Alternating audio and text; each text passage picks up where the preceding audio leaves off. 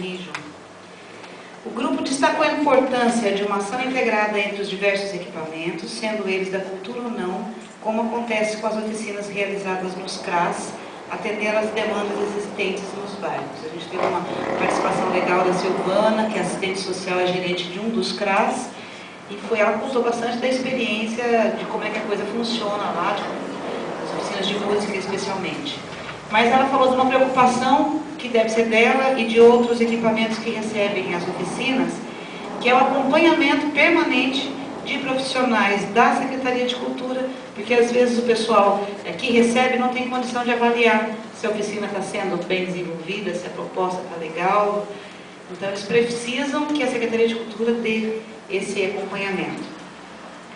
Aí quando nós discutimos a atuação das escolas de música e de dança, o que a gente concluiu rapidamente assim, que diferente do papel das oficinas, a função das duas escolas aqui é a formação técnica nas áreas de música e dança. Isso foi bastante discutido, qual seria a função da escola, já que ela supre um papel social, de lazer, de uma série de outras necessidades, que não aquela de formar músico e de formar bailarina. Então, às vezes, eu acho que os próprios profissionais daqui se sentem meio perdidos com relação a qual é o objetivo. Nós estamos aqui para formar um músico, então aquela pessoa que está aqui só para preencher o tempo dela, fazer lazer, então ela não vai poder ficar.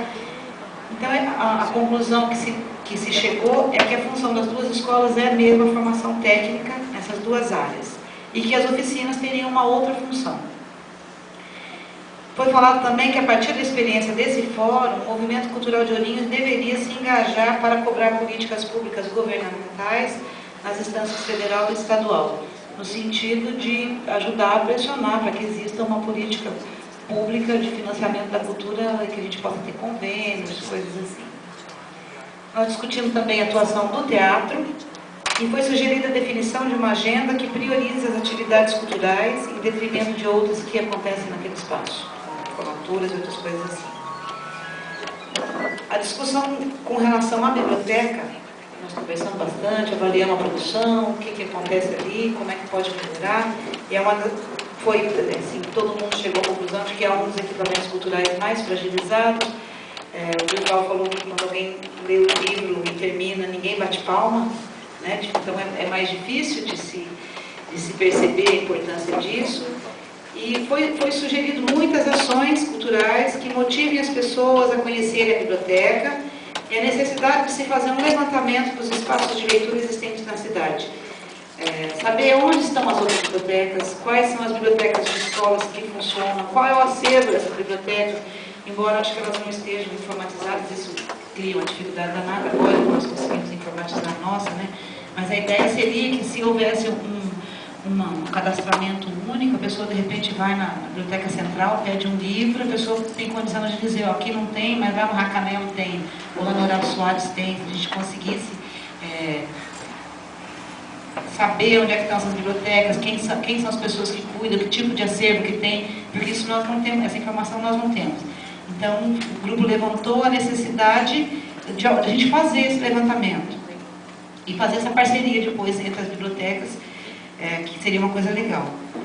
Transformar a biblioteca num núcleo voltado à formação e capacitação de agentes de leitura também foi uma das sugestões. Porque a biblioteca também é um espaço que se questiona enquanto centro do saber da informação, depois que todas as escolas têm biblioteca, depois que a internet fornece a informação de uma maneira muito rápida. Então se questiona também o papel da biblioteca como única fonte de informação, de saber. E aí o grupo achou que um dos papéis interessantes da biblioteca seria formar e capacitar agentes para a leitura. Com relação aos projetos de preservação de memória, museu,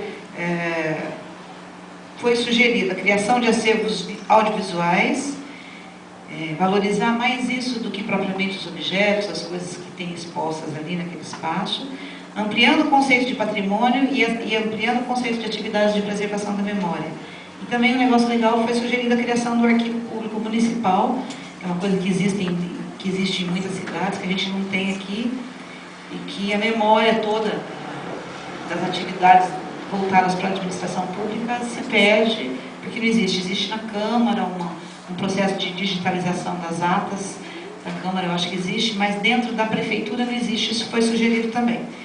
Então é isso aqui que nós concluímos, nós pensamos nas oficinas, nas escolas de música, de dança, no teatro, na biblioteca e nas atividades de preservação de memória.